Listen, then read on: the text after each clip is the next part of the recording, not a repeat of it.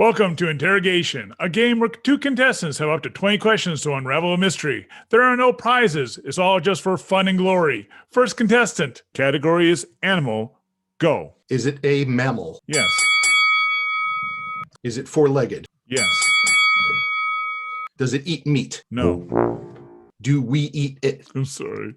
There's a running joke with Becky and I. I'm sorry. There's a certain fast food restaurant. Sorry. So it's cat. No. But there are probably cultures that do. I mean, very. Do we keep it as a pet? No. Don't eat it four-legged. Doesn't eat meat. We don't keep it. Do we keep it as livestock? Okay, Becky lived on a farm, so she's gonna say yes. Yes. Does it have horns? Horns? No. Horse. No. Horse, of course. Mr. Ed. Mr. Ed, yeah. Singing the song. Does it look like a horse? Yes. Is it a donkey? No. Is it a mule? Yes. You got it.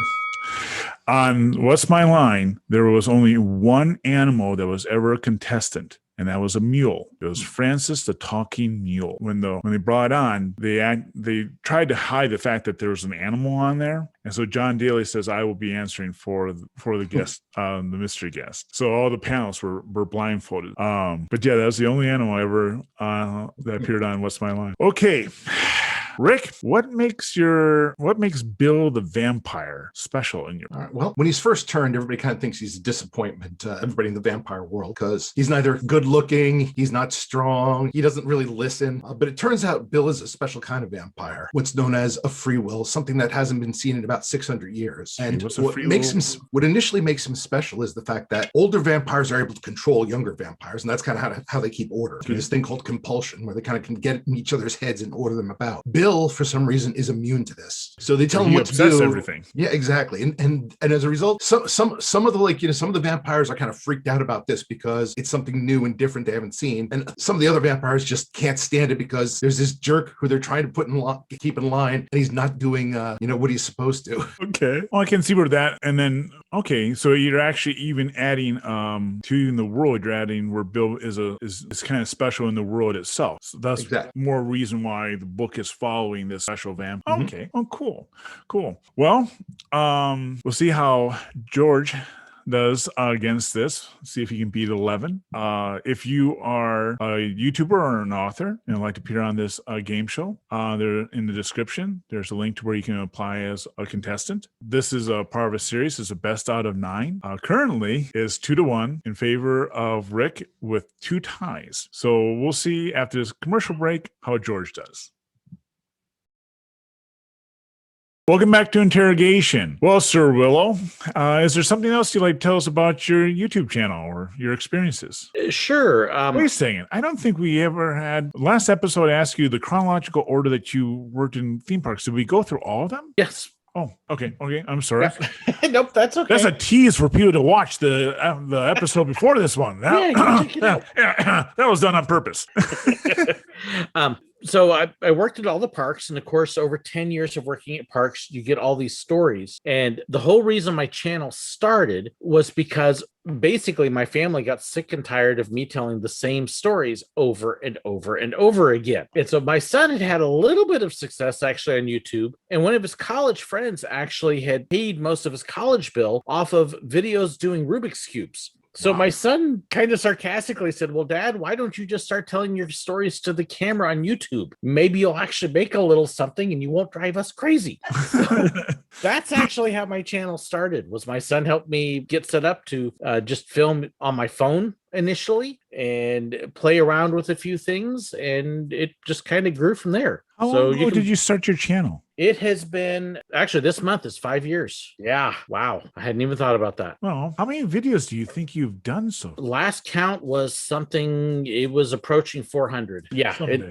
I look back and I'm like, I had no idea I had done anywhere near as many videos as I have, but a couple videos a week and sometimes an extra one here or there if I'm traveling, and it adds up. Well, George, are you ready? I hope so. Let's see if we can catch up to him. All right. Contestant, the category is animal. Go. Would this animal be a pet? Okay. I will yield to Becky, who lived on a farm, and she says it could be.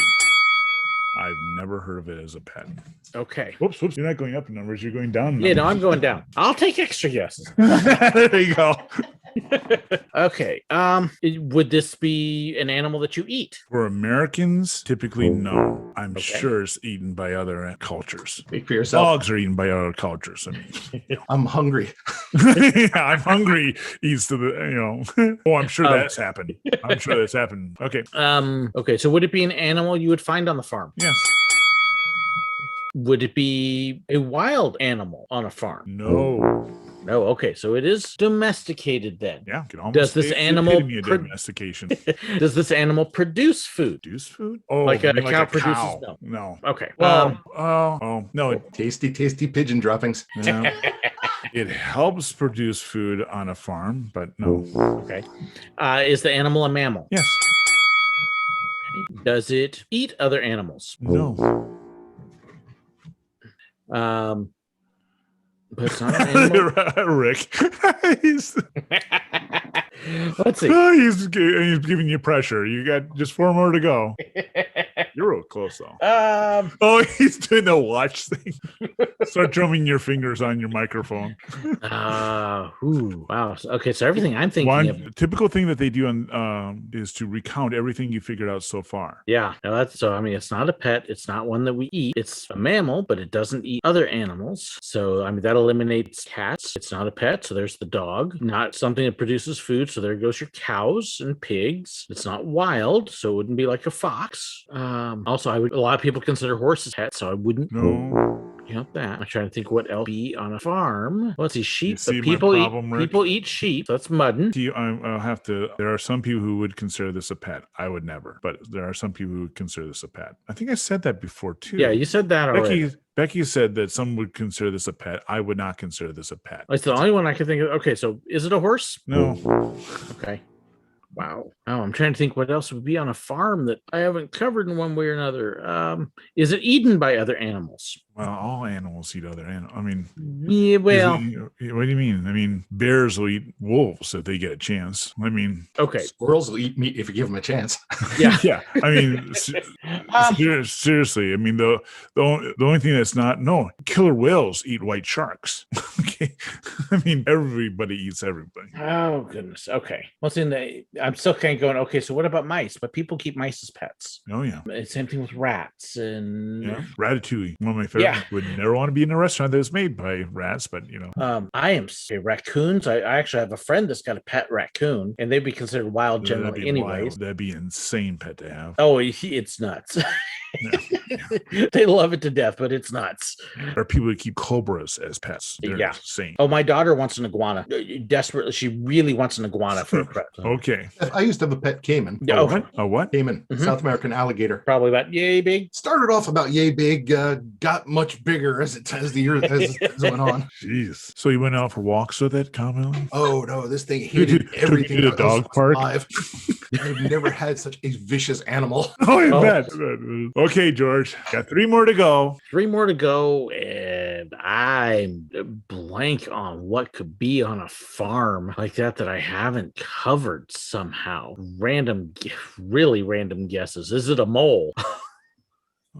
That's wild. You mean a mole? Yeah. No, that's wild. You That was already so said, your ass is a wild animal. It's not a wild animal unless you can tell me where you have trained moles.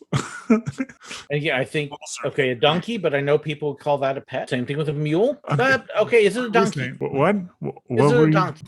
I can't hear her. So okay, no, it's not a donkey. Oh my. Does it? Wait a second. I like doing this to him. I get him stumped. No, it's not stumped. I'm put in a corner because of how you wasn't a question. Wasn't a question, but I'm wondering if he thinks that's the same thing. You understand? No, because I can follow up. Then is it a mule? Because they are different. Yes. Okay. You guys tied. Another tie. Okay. So, because I was going to follow up with that. Okay. No, because the mule's half donkey, half horse. Right. What's a donkey? It's a donkey. Yeah, it's a different species. Oh, wait a second. A horse is a donkey, and a horse and a donkey is a mule. Yeah. Right. Horse. Yeah. Half horse. A horse half with a donkey makes a mule, and all mules are sterile because of that. Mm-hmm. They can't breed themselves. So why would you make a mule? Because they're not as stubborn as a donkey. Yep. And they're good pack animals. Pack animals. Oh, really? Yeah. Oh yeah. Oh, See, I would never view. The only mules I've ever encountered was in Grand Canyon, and they were not. I would never consider them. Okay.